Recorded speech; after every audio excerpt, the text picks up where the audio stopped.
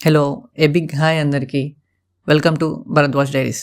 ఇంకా మన ఛానల్‌ని గనుక ఎవరైనా సబ్స్క్రైబ్ చేయకపోతే చేయండి, చేయించండి. మన ఫ్యామిలీని ఇంకా గ్రో చేయండి.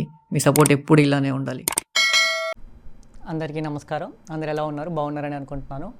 గోల్డ్ అయిపోయింది, సిల్వర్ అయిపోయింది, గ్యాస్ అయిపోయింది. నెక్స్ట్ ఏంటి? ఇప్పుడు పెట్రోల్, డీజిల్ క్రైసిస్ వస్తుందా?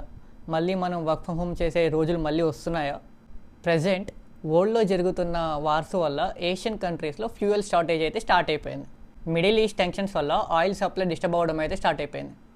దాని ఎఫెక్ట్ ఇప్పుడు కొన్ని కంట్రీస్లో అయితే మనం చూస్తున్నాం. వియత్నాంలో వాళ్ళ గవర్నమెంట్ వర్క్ ఫ్రమ్ హోమ్ని ఎంకరేజ్ చేస్తుంది, ఎందుకంటే ఫ్యూయల్ సేవ్ చేద్దామని. థాయిలాండ్లో అయితే కొన్ని గవర్నమెంట్ ఆఫీసెస్ వాళ్ళకి వర్క్ ఫ్రమ్ హోమ్ని ఎంకరేజ్ చేస్తున్నారు, ఎందుకంటే ఎనర్జీ సేవ్ చేద్దామని.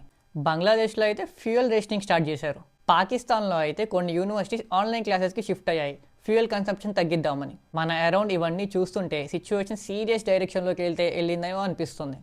ఇలా ఫ్యూయల్స్ పెరిగితే ట్రాన్స్పోర్ట్ సెక్టర్ మీద డైరెక్ట్ ఇంపాక్ట్ అనేది గట్టిగా పడుతుంది.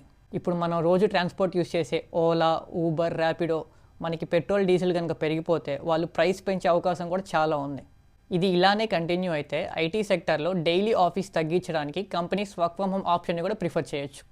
ఇండియాలో ఇప్పటికైతే ఆయిల్ ఎటువంటి షార్టేజ్ లేదు, కానీ గ్లోబల్ ఆయిల్ కనుక డిస్టర్బ్ అయితే మన కంట్రీ కూడా ఫ్యూయల్ సేవింగ్ ఆప్షన్ని కన్సిడర్ చేయొచ్చు.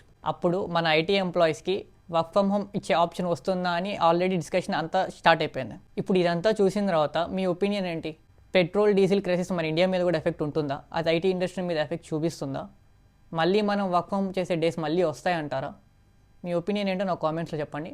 Thank you for watching. See you all in my next video.